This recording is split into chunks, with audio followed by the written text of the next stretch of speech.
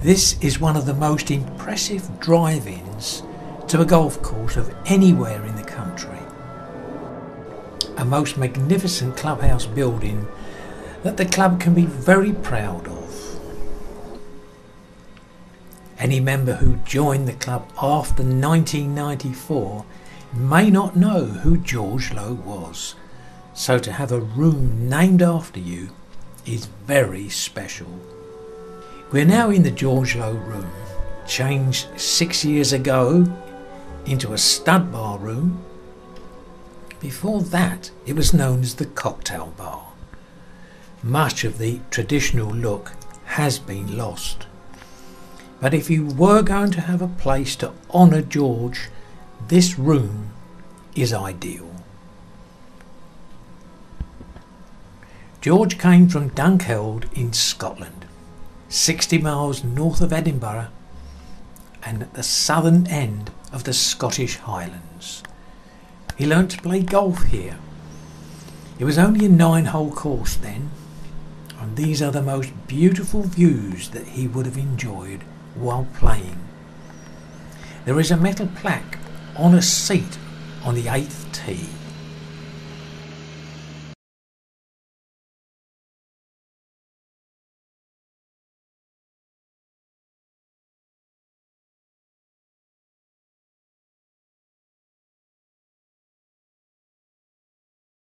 Well, it's a strange feeling making this film about George Low and coming here to Dunkeld, where it all started for the Low family.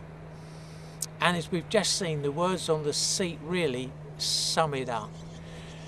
In actual fact, Tim Low, George's father, left Dunkeld in 1946 and went on to 2 other clubs at Bertisland and then on to London Links. But really, 1946 is a long while ago, almost 70 years, and the Low family are still remembered here at Dunkeld. When the Low family were here, that was their home. George was born in that cottage on the 2nd of March 1930. George was the 5th child. A cold home, no water, no gas, no electric, and the toilet was a shed at the bottom of the garden. This was Tim Low, George's father. He was a greenkeeper at the Dunkeld golf course. Hard work in those days. Here's George with one of his brothers and sister. He's on the right of his father. Now, all these years later, there are very few members still living that remember the Low family. But I did find one, and it's John. It's John. Nice to meet you. Well, John, now tell us about the Low family, because you knew them right back years ago. I knew all the Low family, and I knew George. We used to, after school, we used to come up playing up here and play football. We didn't play golf at the time, and at that time they had an old for towing the Gangmores, they had an old wee racing car that we used to race about in at the same time. And then George, when he left the school, I think it was George that went as a painter to my grandfather's business as an apprentice painter. After that, then he was a good golfer and he went down to England, and I think it was Enfield he went to first. Yeah, that's right. So you knew Tim, his father? Oh yeah, I mind him, yes. Yeah. Aye. No, these were happy days. Did you play golf with George? No. No. I didn't start playing golf till I was about 28. Yeah, because they left here. Yes. Yes, that's right. They were here before the war. Yeah, then went back. And then they left just after the end of the war, I think. Yeah, end of the war he went. Yes. Yeah, they went down to Burnt Island. That's right. Yeah. They're still, one of the girls still there yet, isn't she? Yes. Yeah, they are. Yeah. All right. Well, thanks very much. Nice to have met you. Oh, it's a pleasure. Very nice of John to come and talk to us. He's 92 and still playing golf. Older members who remember the Lowe family must have felt very proud of George and what he achieved as a golfer. Well, here we are on the 8th at Dunkeld. Now, on the original 9 holes, the green was just down there. And Tim Lowe, before he left here, put the green right back on the hill. Well, that's my kind of greenkeeper. If you've got the room and the hole is short and not that good, building a new green up on the hill was a big improvement. There you can see where the old green was, and from a reasonable drive today you've got to hit a 5 or 6 iron to get up right up the hill there. Now in 2000 the course was extended to a full 18 holes. It had been 9 holes since 1892. I played a full round with David, Eric and Alan. I must say, found it quite difficult. Some of the greens are so small and undulating.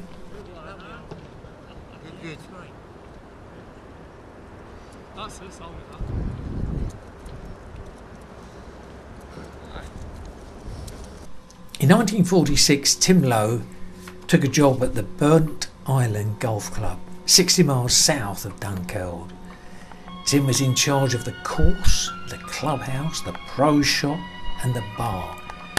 George's mum did all the food. The workload on the family must have been enormous. George was now 18 and he did his 18-month national service in Germany, but he did play a lot of golf. He was a scratch golfer in those days. 1951, George entered for the Pitlochry Highland Amateur Tournament. You had to qualify for this one, and the best 64 qualified. Then it was 18 holes match play. George must have felt very comfortable playing here because it's similar to Dunkeld. There's the pro shop. Not much has changed over the years for that. And there's the list of winners, started in 1909. And there's very few double winners. And there's the trophy in the Pitlochry Clubhouse. Huge trophy, that one. In those days it was quite important to win that tournament because you did stand a chance of getting chosen for the Walker Cup team. 1951, George won it, and he won it again in 1952. Throughout 1952, George had been doing greenkeeping work with his brother and learning the art of club making. But in January 1953, he had decided to turn professional. He saw an advert in a golf magazine. Enfield Golf Club wanted an assistant. George applied for the job and was successful. For George, it was a life-changing moment. Here he is at the station. Sandy, his brother, is on the right. So, leaving the Highlands behind and going down to London.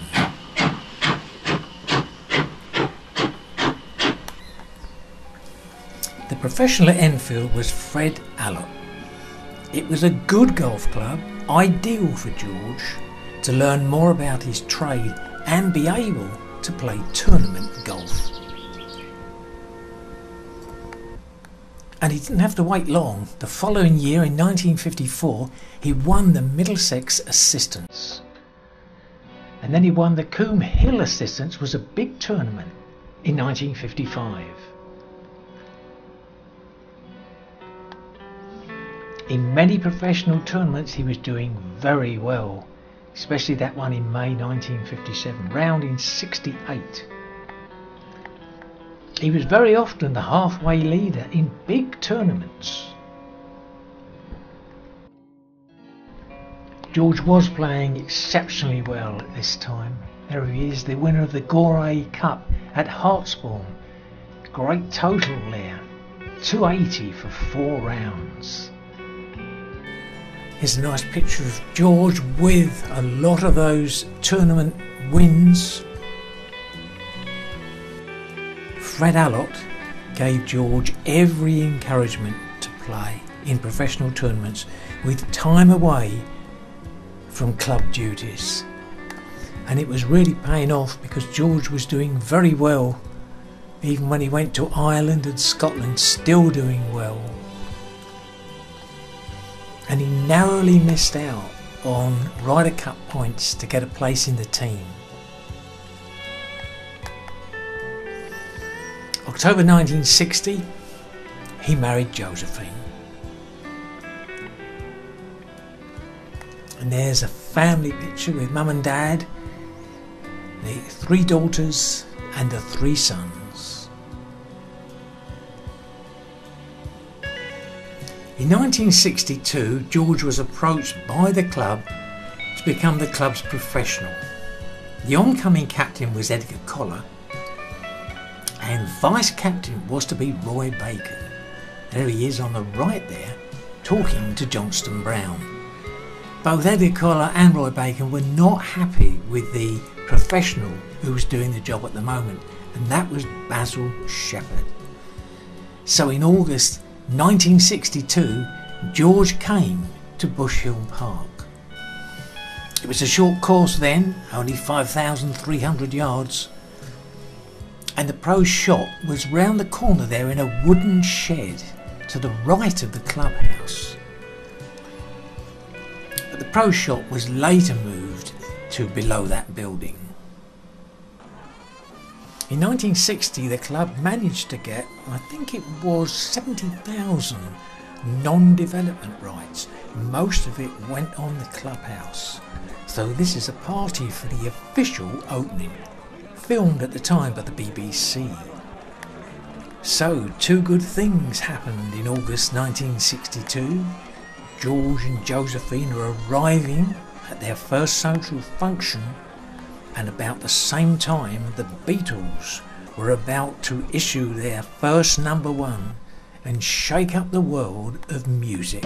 She loves you, yeah, yeah, yeah. She loves you, yeah, yeah, yeah.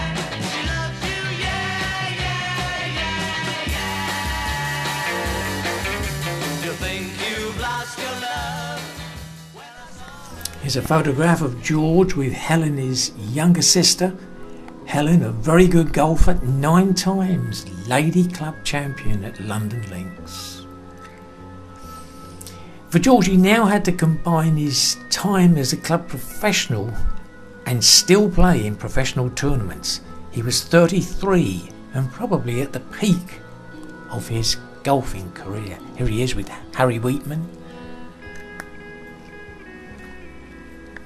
This is at the Agfa Gaviot tournament at Stoke Poges, and he was always doing well. Every 3 or 4 weeks in tournaments you could see him up there with the leaders, and it was good to see Bush Hill Park after his name. Here you are, 1964. Taxi didn't arrive, so he had to get to the club and the course by bicycle, and only just made it and still had a very good score. Edgar Collar, who helped George come to Bush Hill Park in 1962, tragically died in the summer of 1964, and he was only 56. He died of a heart attack. His widow Doris presented the Edgar Collar Cup. It was a winter 4-ball competition, played for the first time in 1965. Brian Chapman and myself reached the final and lost by 1 hole. Here is George at Wentworth. Bobby Locke is on his right in the white cap. They're playing in the Dax tournament, which is held annually here. George qualified with a 68, which was a great qualifying score. Very hard at this level. Now after 3 rounds, George was on 208, 68, 69, 71 and was joint leader. It was live on BBC television on the Saturday afternoon, and realistically George had a great chance to win here, but in his fourth round he only had a 76 for 284. He won £105. Peter Thompson, last round of 66 for a 275 and won by 4 shots. The Hudson Trophy was played for annually here at South Herts. It gets its name from Robert Hudson, who was an American millionaire, and after the Second World War he got quite friendly with Di Reese. And late in 1958 he said to Di, "I'd like to sponsor a competition at South Herts." Well, they got together and decided in 1959 the Hudson Trophy would be played for the first time. Now it was a unique format, scratch medal foursomes, involving about 22 golf clubs, and it would be a team of 4, an A team and a B team. The A team would comprise of the professional and 1 amateur, and the B team was 2 amateurs together. So playing 36 holes, in the end you had a 72 hole total, and anything round about 295 was very good for a winning score. And the bottom 4 teams on the day automatically dropped out to make way for 4 new teams. Now in 1965 Bush Hill really wasn't a very competitive golf club. We're just emerging really from social golf to competitive play, and I'm sure us getting invited to the Hudson Trophy was entirely due to George being such a good professional. Well, that is South Herts' first hole, nicely bunkered for a short par 4. And this is how it looked 50 years ago, 1965. That's Jean and I on the front cover of Golf Illustrated, which was the top golf magazine in those days. I've got an 8mm camera, and we were both going out to see some of the team that day. Now 2 years later I was back with a 16mm camera, and I'd organised 2 cameras today. We were going to film all day, but torrential rain in the morning meant play was going to be very difficult. Here's George on the 9th hole. That's a bit strong. He's playing with Vivian Brown. He was the A team. Vivian was always very confident on this type of putt. Straight in.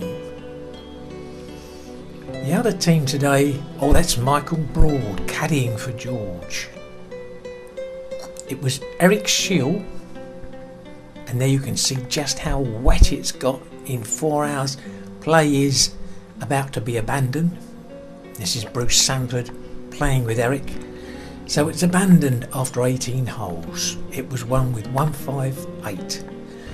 For George, he was back at the club looking after all the members and playing his usual Sunday morning challenge.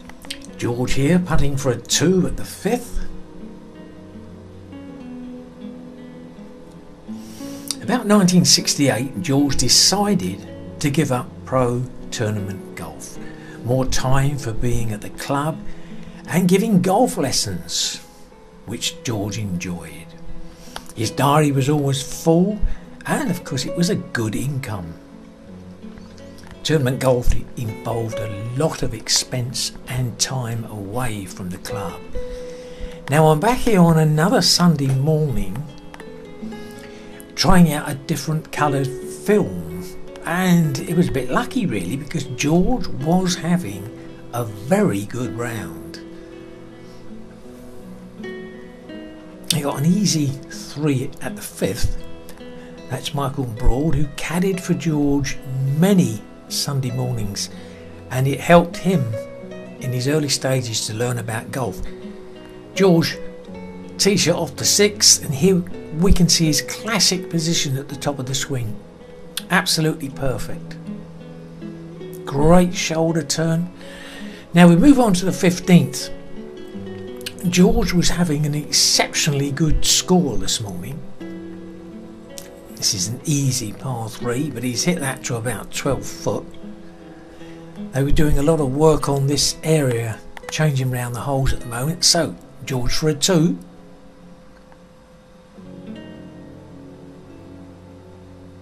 And in it goes. Now let's have a look at his score. It's incredible. So he's out in 31 gross. Birdie 4 there at the 9th. And as we move down, we can see 2, 3, 2, 2, 3, 4. A tremendous finish there. 28 for the last 9 holes. The course was 5,630 yards then. So it's a gross 59. Absolutely brilliant.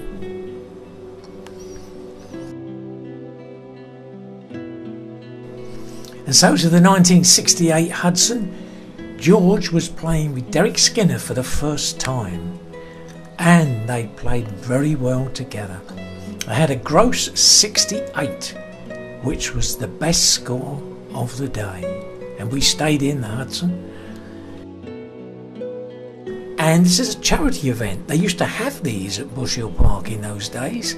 This was a Sparks. There you can see George Lowe's name in the second column, right down near the bottom. And these were good events to come and watch, and there were big crowds out today. Eric Sykes was here. A lot of cricketers. This is Reg Varney. He was playing with George. Here they are on the 12th. Just see George tee off. Another good drive. Just see the swing in slow motion. Looks good. That lateral shift to the left. Another drive straight down the middle. Big crowds today. This is a famous cricketer. These were really very good events because they raised a lot of money for charity. George here chipping at the 14th.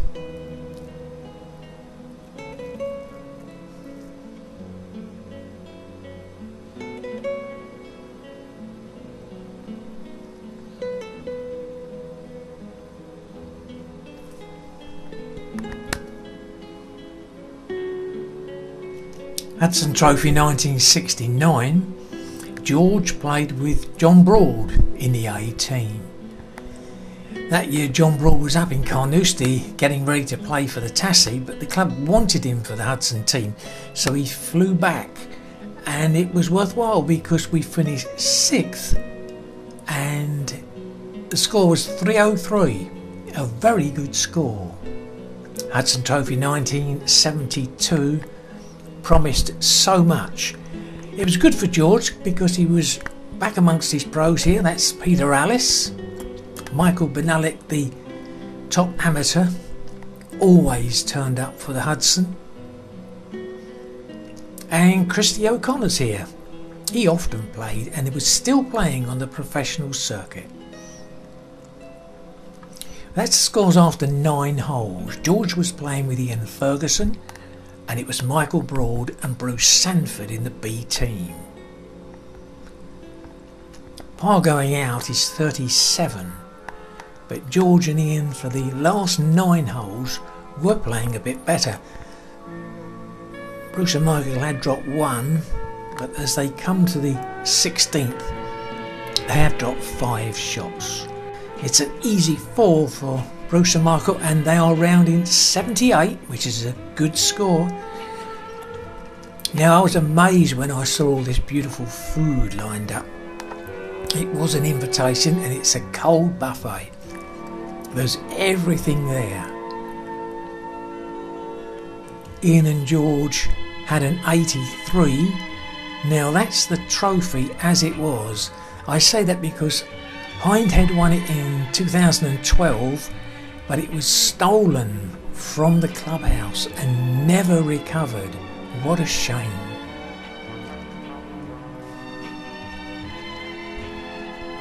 So, time for the second rounds to start. With the statue of Harry Vanden on the first tee, I had hoped it would inspire, but slowly all hope of recovery was drifting away, and to escape finishing in the last four would be a miracle. No putts seemed to drop for either the A or the B team. This is George hitting a long 3-iron. Oh, I never dreamt today would be so bad because they were all playing so well. They'd won the Middlesex Team Championship. It was an end of an era really, because Bruce left the club a couple of years later, and this was the last time we would be in the Hudson for many years. There we see the finishing scores, and sad to say we have not escaped the bottom four. Look at that, 39 over par. That's the highest over par we've ever been. 1989, and Bush Hill are back in the Hudson Trophy after 17 years. George has retired from playing, and Lee Fickling is playing for the club today. I walked with George for most of the afternoon, and we talked a lot about the teams when he played in the 1960s and 70s. How are you enjoying it? Yeah, it's good. It's good fun. I'm glad I'm not playing. I'd rather watch it. You'd sooner be watching, eh? Yeah. But you remember the old days? Oh, I do. Very much. Good fun. Yeah. Good fun. But they're playing well, actually, at last. Very good. I'm going to watch these two coming up now. I don't know how they're doing. Well, they had a 6 at the second. Did they? Yeah. What did they get at the first? 4? 4. 4-6. Yeah. Well, George there just happy to watch. But striding the 10th fairway, Bruce Sanford, a few pounds heavier than when we saw him in 1972, playing for Porters Park and still playing good golf. In 1992, Dunkeld celebrated their 100 years, and George was invited back for the evening and did a wonderful speech. And so back to Bush Hill Park.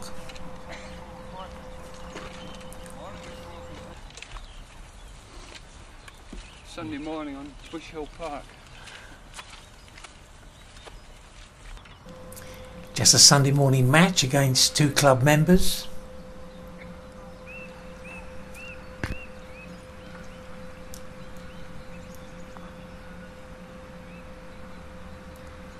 Was a bit short for George, that one.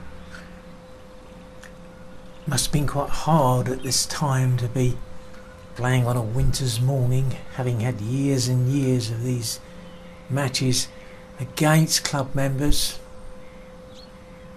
Part of the duties as a club professional.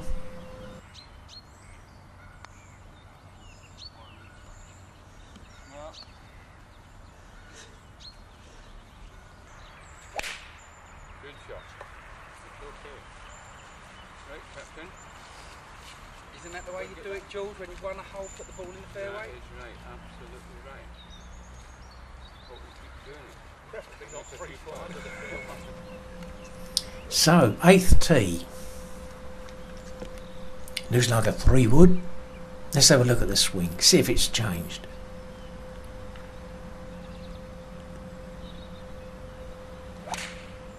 No, still looks the same. Great position at the top of the backswing.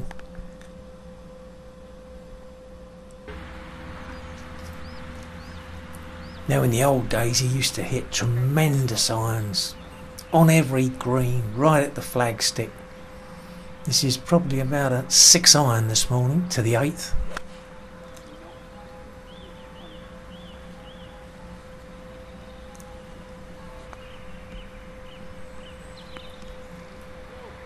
And a great chipper. He would go on to hole that.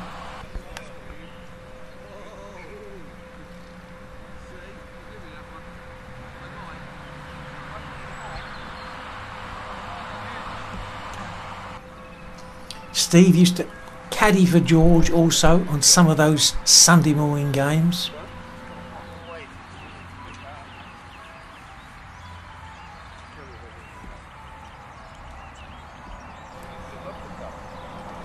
This was the last bit of film that I ever took of George out on the golf course.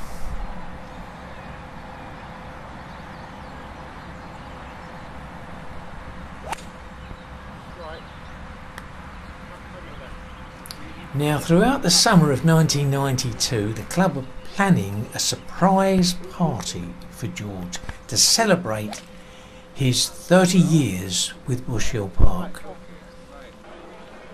And he comes into the room knowing nothing about the evening. Can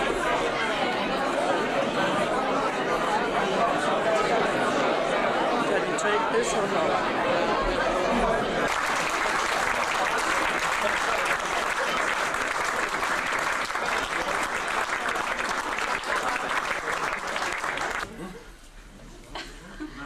I thought it was funny when you said you can take your pipe. It's your own, George. Come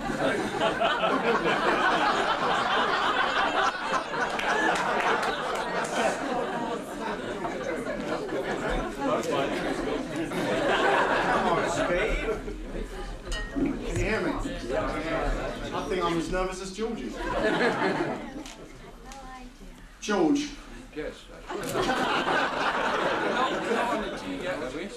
Or shall we say Doddy? I must just put my glasses on tonight because normally I say a few words very off the hand and not official, you know. But tonight I think for George's occasion, which he's only just grasping, we're all here for you. What is it?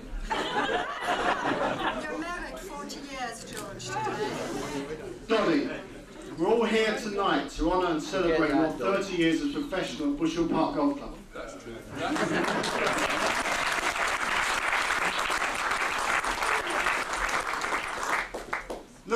Looking around, George, you can see the members of our club who have come here tonight, your friends and some special guests who have come to congratulate you on your long service at our club.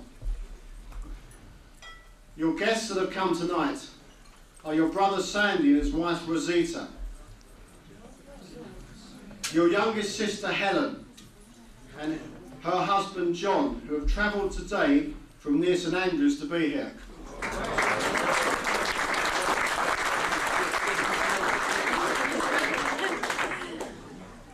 Maureen Pickering and her husband Ralph as secretary at Stoke Poges, and must have known George longest of his friends. Peter Millard, captain of Enfield Golf Club, and his wife Audrey. Nigel Challis, secretary of Enfield Golf Club, and his wife Sarah, and of course Lee Fickling, Enfield's professional. And of course, George, your children, Alex and her husband Colin, Rich and his wife Kathy, and your youngest daughter Vivian. Where's Richard? He's not here. He's at the bar, Richard. Where are you?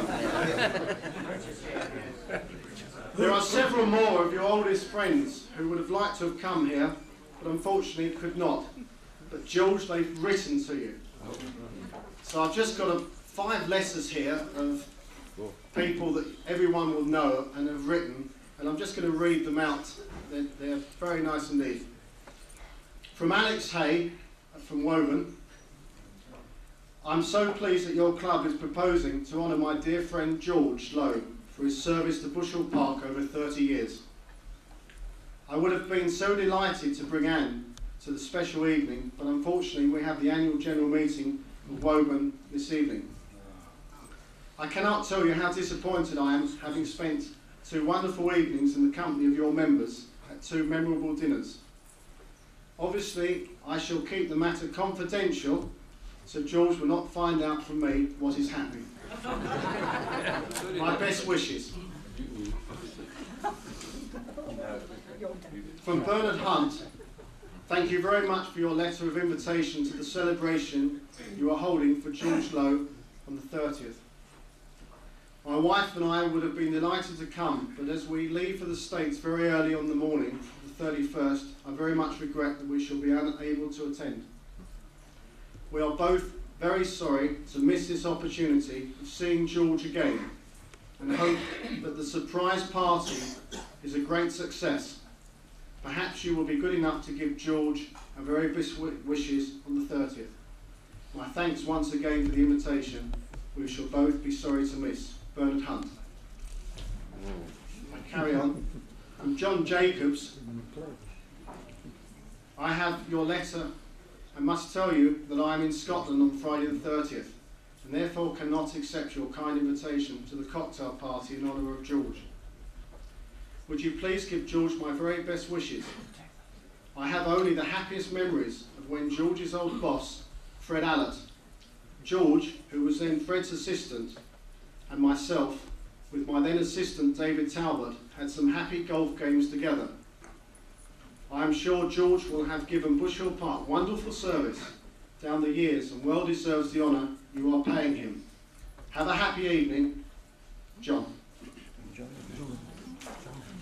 We've got little one here from Brian Huggett.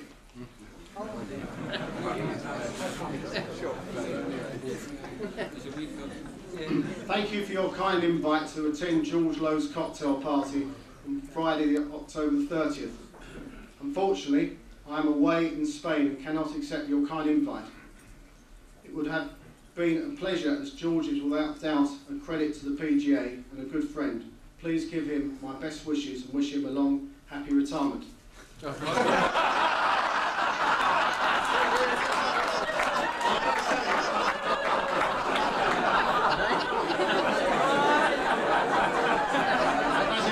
He's put. But he doesn't know George is going to be here for another 30 years. And the final letter we have here is from Peter Alice. Thank you for your invitation to the 30th. Unfortunately, I will not be able to join you as I already have an engagement on that date. I would dearly love you to read out a message on the night from me, giving George my best wishes, saying I'm sorry not to be there. I remember playing with George at Sundridge Park about 120 years ago. When there was lightning about, and I'm sure that Bernard Hunt, or indeed George, was not affected by one or two tremors. His memories will no doubt be clearer than mine. Sorry I can't be with you, and have a splendid evening. Peter. David Wright and Tommy Halton also send their best wishes, George. When he went to school, he took a golf club and ball with him, hitting the ball across the course to school and leaving the club hidden at the end of the course. On the way home, he would hit the ball back again. George called that the back nine. As an amateur, he became outstanding in his early teens. He won the Highland Open twice and several county championships. Today, one of his proudest moments must have been the medal he earned at the age of 17, playing for Scotland against England in the Schoolboy International. Yeah. Whilst George has been professional, he has won the Middlesex Professional Championship 5 times, the Middlesex Open, the National Assistants Championship in 1957, the Martini Foursomes in 1958, partnering Ken Bousfield. He tied with Bernard Hunt for the Martini International Championship in 1961 and had many, many top 10 places in major tournaments. In the British Open, George has qualified for and played in all 4 rounds on 10 occasions. It's not bad, is it? Excellent. You're not missing out.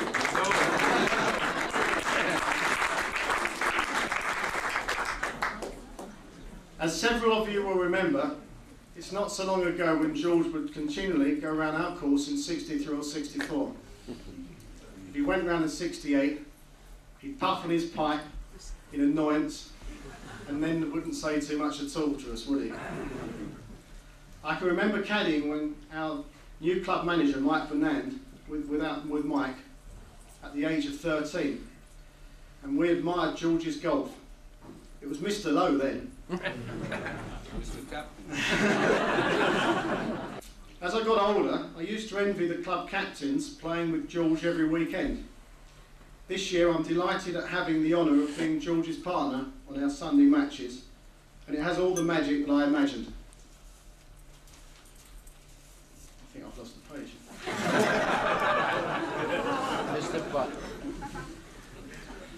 So many people here, George, aren't they? You invited them. You're paying for them. We do this on Sunday mornings.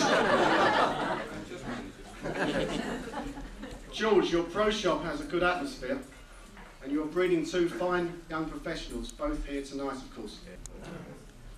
Most important of all is George's wife, Josephine.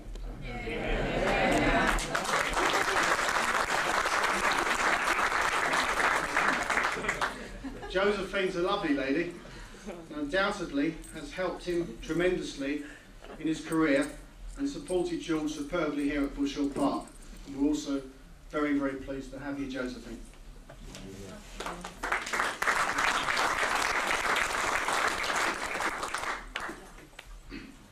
And as we all know, they have two lovely daughters and a son, Richard. And he's lovely too. Still at the bar. George, thank you from me personally and from everyone here tonight for your dedication, support and friendship in the 30 years you've been professional at Bush Hill Park Golf Club.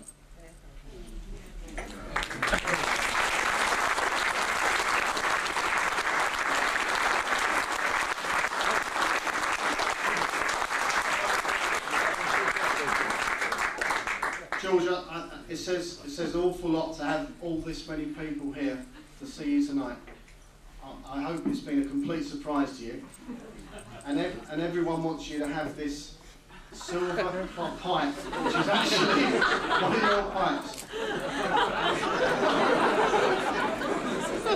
And it's, I don't know if you've all seen it. You've all seen it. It's silver plated with one of George's pipes. And inscribed, is presented by the members of Bush Hill Park Golf Club to George Lowe in recognition of 30 years service as club professional, October the 30th, 1992. George.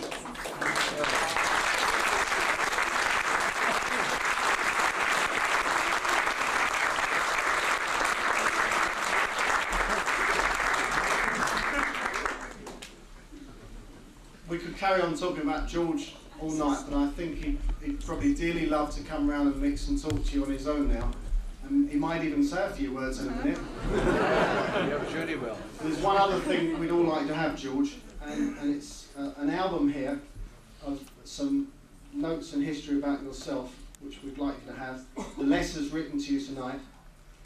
Some photographs that will be developed, and you can put in them. And everyone here tonight, I believe, has been signing their name on the paper, and that can go in it as well, and that can be for you to keep for the future. And George, this is for you as well.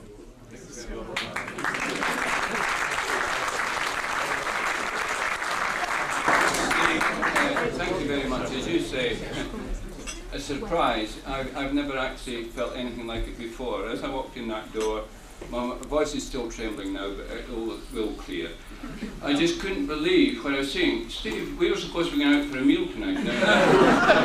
Some little restaurant down here that Steve frequents. And of course, as we come along, he said, "Oh God, I've got a golf club." He said, "I've been captain of 7 months." He said, "I'm never away from my place." He said, "You'd never believe it." He said, "Tonight, just before I was leaving," he said, "the phone went." He said, "A message. They've got a big function on up at the club tonight, and the steward can't get any change out of the safe because the secretary's gone on holiday. So I've got to come and get it." Oh my God, that's organisation for you. that wasn't actually typical Bush Hill Park, but I didn't even suspect anything then. And when we walked in here and said, "Oh, there is something on it," and Josephine said something, Rose had said to her there was 35 coming, so. We drove in the car park, I was like, "Oh, 35? 2 cars from here at Kingdom Come Down." I just got a little bit suspicious when Steve said, "Well, I'm going to park my car here, we're going in and have a drink." Now, I thought, well, I don't know what it is, but there's something going on here. Right. Now, of course, as I walked in the door, I realised I didn't know what it was all about, but of course, Steve's explained it to you. I've been here 2 or 3 years. Now, everyone in their life, how to make certain decisions, some good, some bad. Now, I've made a couple of decisions in my life that have been fairly good. I've made a lot that have been bad too, and a lot of those have been on the golf course. But 2 decisions I made, and they're about the same time. One I made about 32 years ago, and that was when I asked Josephine to marry me.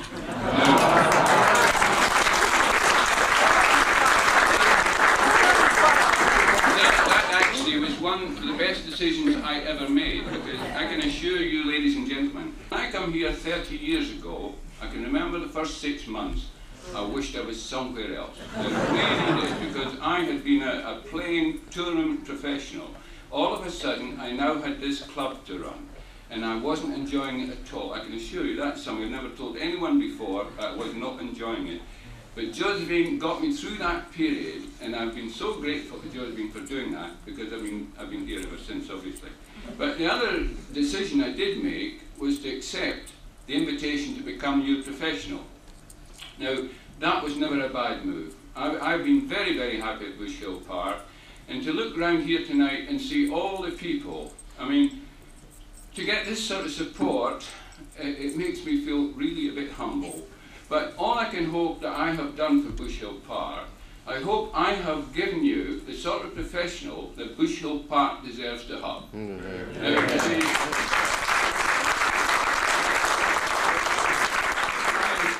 Not be the most sociable person in the world. I think I am, really. But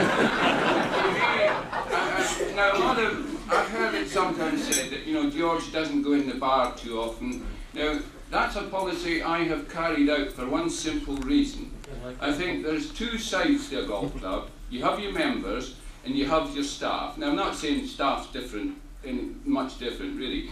But I think to keep the thing on a business-like footing, I think every professional should keep, I don't mean keep his place, but I think should run the job as you feel it should be run. And I think I would like to feel that I've got the respect of all you members, but because I have never used this golf club as anything but for my work. And that's how I feel it should be.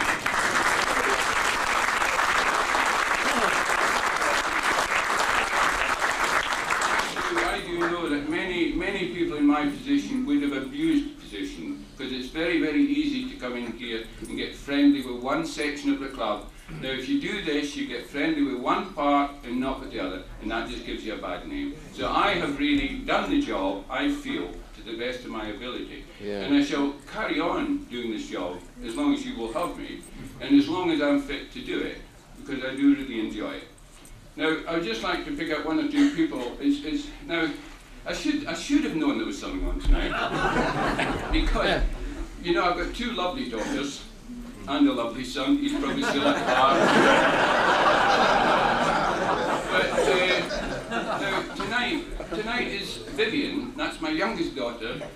Well, she's single, so she can do what she likes. Alex is a bit under, you know, she's got to do what she's told. But Vivian tonight, usually on a Friday night, Vivian goes to what she calls boogie woogieing. Now, I usually have to drop her off about 10 o'clock at night. This is her going out, you see. And when she went out tonight early, well, 7:30 someone come. I said, well, why is it so early tonight? She said, oh, we're going to some classy place. And when I looked at the way she was dressed, I believe she was. Her skirt was a bit further up than it normally was. Anyway, I don't mean it. But again, when I looked around here and I saw my little sister, from Scotland, and her husband John, I just could not believe it. But there they are, the switch is still hooking the ball, it's slicing the same shot. Every time she comes here, she says, George, oh, have you got any time? She said, God, my golf swing. Well, now, it's been the same all the time she's had it. And she won't ever change it. When she comes to me and says, George, can I have a lesson? Well, I do, I do my best, but, as I do with most of you. I do my best, but you see, there are times, young Matthew, my assistant, and Tony, we love this teaching business, and we talk about it a lot, and sometimes they get a bit worried because people can't do it. I said, God, don't worry about that. I said, they'll either do it someday, or they won't do it at all. But,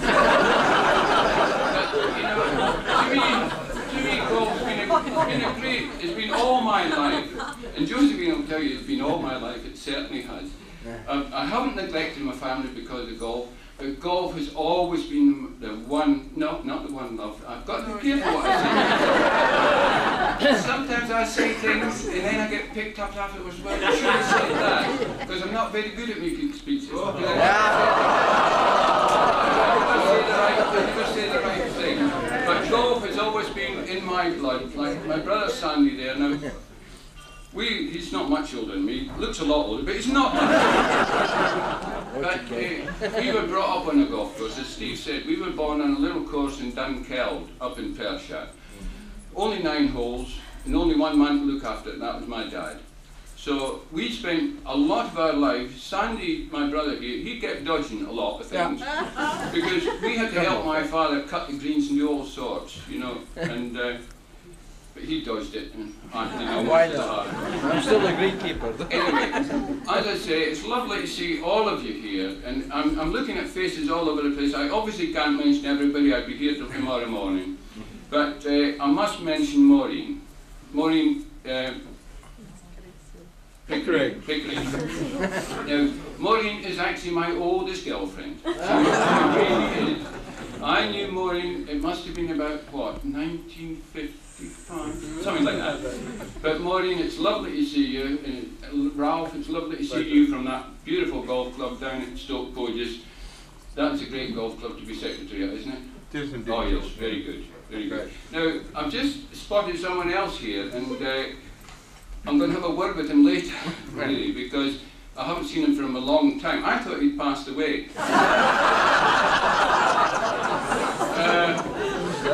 Well, I was convinced he was, but I didn't like to ask anyone because I'd upset them. And now, this chap, he probably knows who I'm talking about.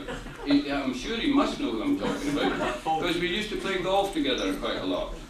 We played in the Sunningdale foursomes together. He was a member of this golf club for quite a number of years. And then oh, I won't use the word, he went off to America. And he worked in America for a few years. He's back here now, Eric Shield. Stand up here, Eric. Just stand here.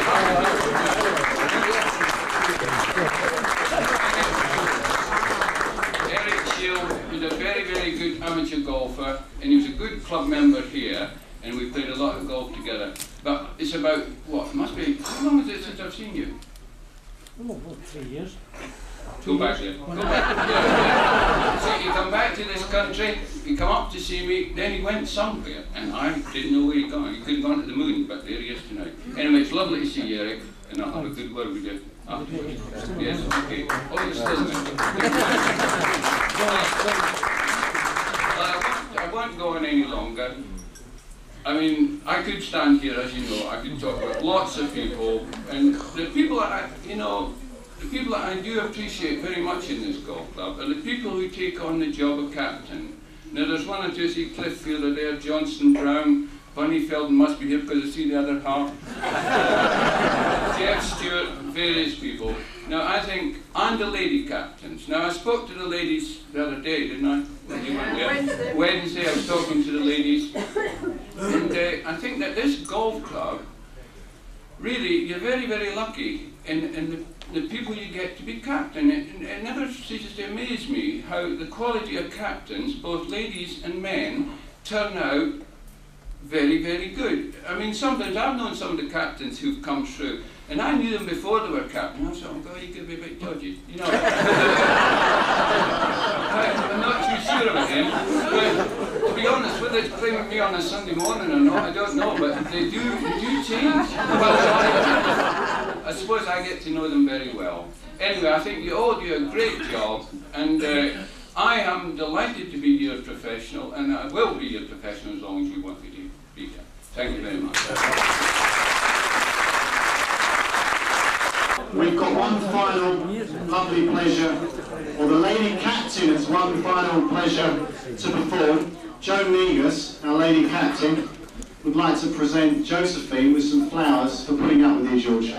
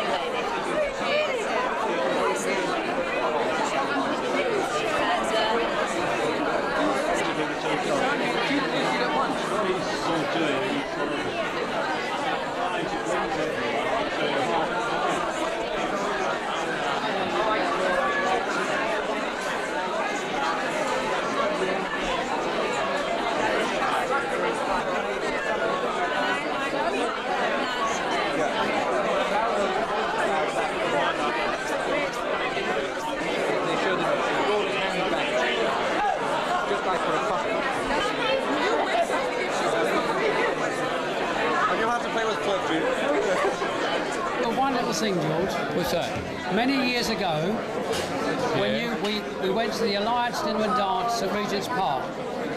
Do you remember? No. The zoo. No. At the zoo. Oh, at the zoo, yes. When the girls kept asking you to dance. Yes. Oh, well, they would do, wouldn't they? And we kept topping your glass up with scotch. Yes.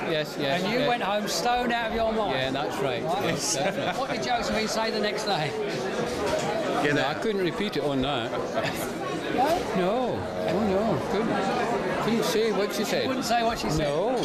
Because the instigator was this man here. For me? Well, Alfie, he's a great gold watch man, isn't he? Oh, yes. I mean, he introduced me to the Scots. I got the blaming Gary died, George. Fun? No. We did. Because we won a competition, you see, and I thought, well, we didn't do that well, but Alf said, have a gold watch.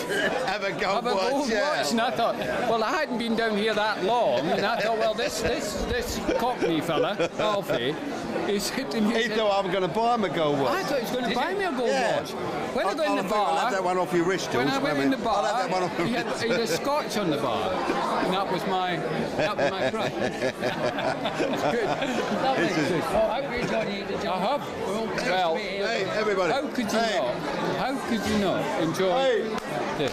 For he's a jolly When I come in that door tonight... For he's a jolly good fellow. He's a very man behind. Come here, Les. Come here, Les.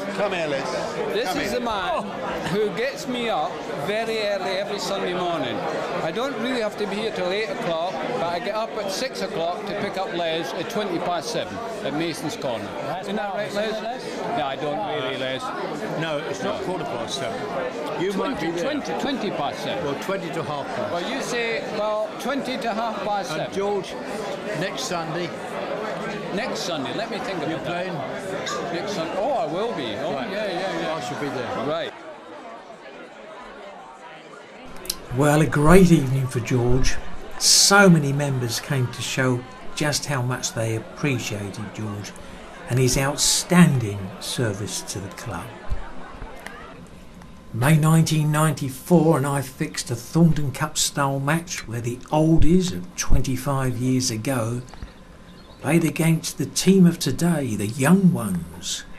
Michael Broad, now an oldie himself, has some fond memories of George. We'll stay at the game. I have really fond memories of George Lowe. I first met him when I was about 15 and starting to play golf. And I was in awe of the guy because he was a terrific player. Regularly on a Sunday morning when I was caddying, he'd go round in 64, 65, no trouble at all. He was also a real gentleman and had great tolerance, so when I'd go in after a game, I'd go in the shop, bore him to tears about my round, and he was the best listener you could ever meet. Never complained at all. I also stretched his tolerance to its limits because I was not a good-tempered golfer at all and would occasionally go in with broken clubs, and George would give me a look to kill. He'd never say anything derogatory, and then we'd just get on, fix the clubs and give them back to me to the next time. A real gentleman, and I'm very lucky to have known him. And so back to our golf match, and George was our special guest at the dinner.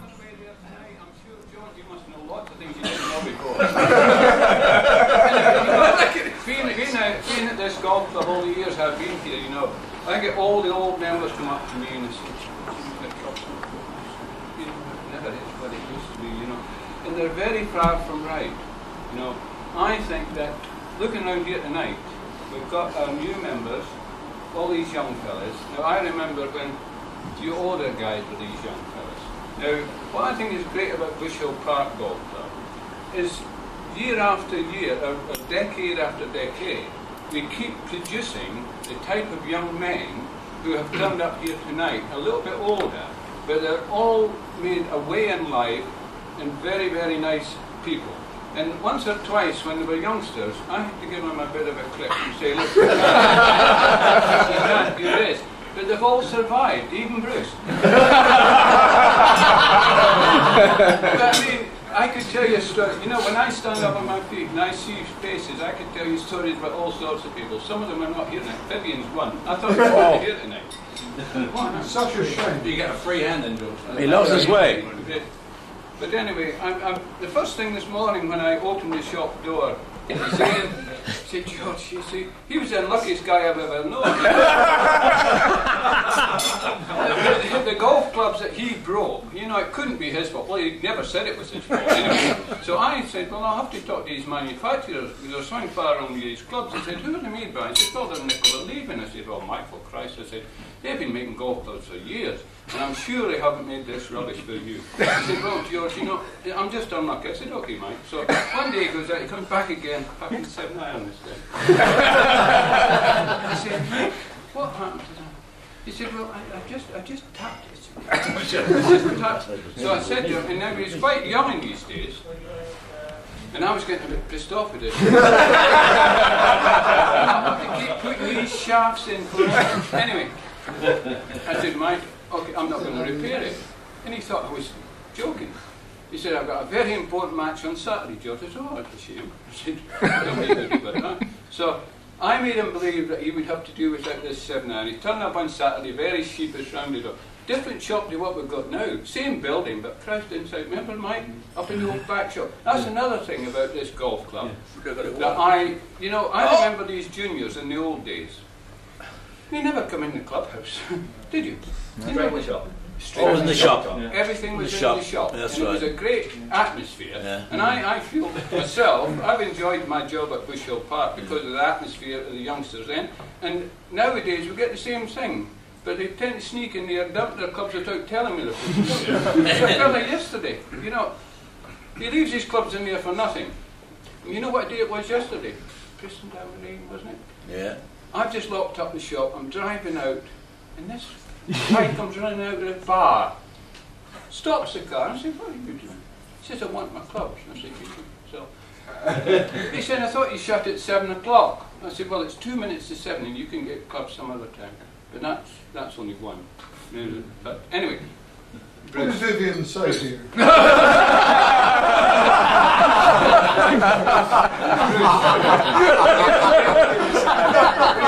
all know Bruce. Well, if you didn't know him before, you know him now. You can't mistake him, can you? He stands up there, all that white hair and red face. Now, a little story I must tell you about Bruce, because Bruce, you can see he's a very confident chap, isn't he? Now, he's always been very confident. I don't know why, but he has. Especially on the golf course. And if you saw some of the shots he used to in the golf course, God knows why he was confident. When I used to have the thing called the Sunningdale Foursomes and another thing called the Wentworth Foursomes.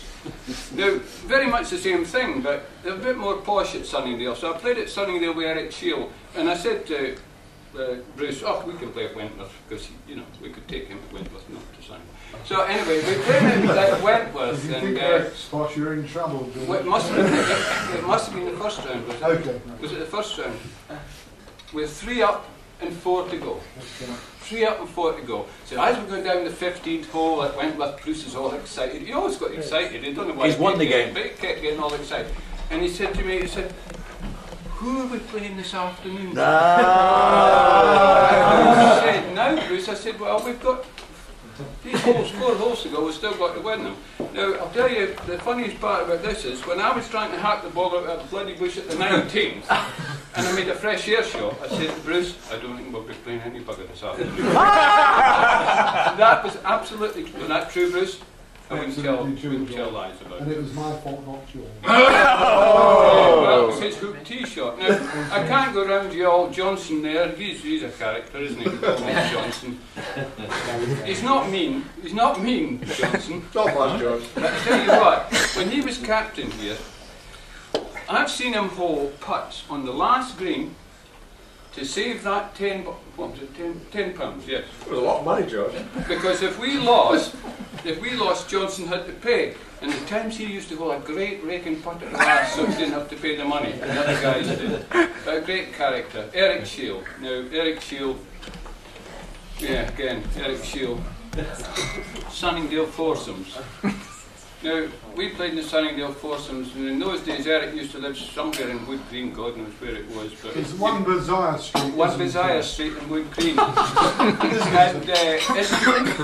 Anyway, when playing at Sunningdale, the first round, I said, Eric, you be up here at whatever time it was, 8:30 or 8 o'clock or whatever. Eric was never ever on time. Anyway, he turned out about Like half Brian. an hour late. And I said, Eric, I'm not going. He said, what do you mean you're not going? I said, I'm not bloody well going. I said, I'm not rushing all the way down to Sunningdale. You're late, you see. So anyway, we did go and we managed to win. But we won 2 rounds actually. And I said, well, Eric, if you want me to play with you tomorrow, I said, you stay with me tonight. So he stayed in our house. And my Christ, I couldn't get him up then. How he ever got up living God above knows.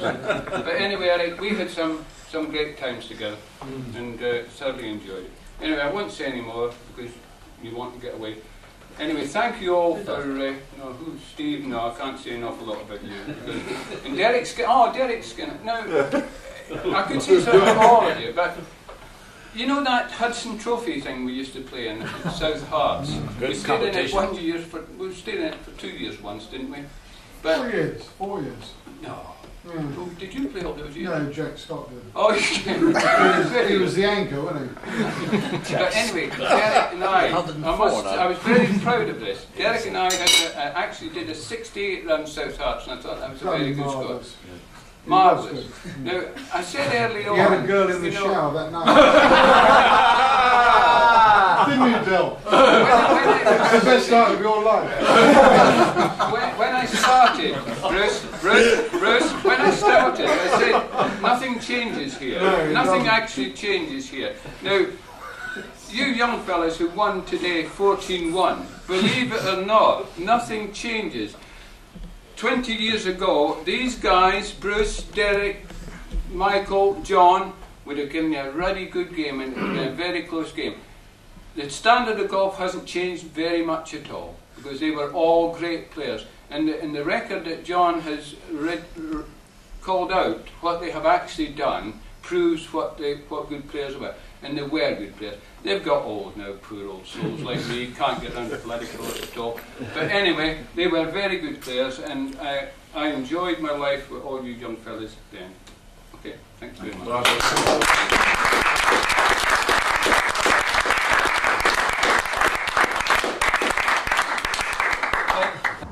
Well, that was George, very humorous ad-lib, just talking about some of the members that he'd had golfing experiences with years ago. Now, for many in the room that night, though they didn't realise it, just how ill George was, they would never see George again.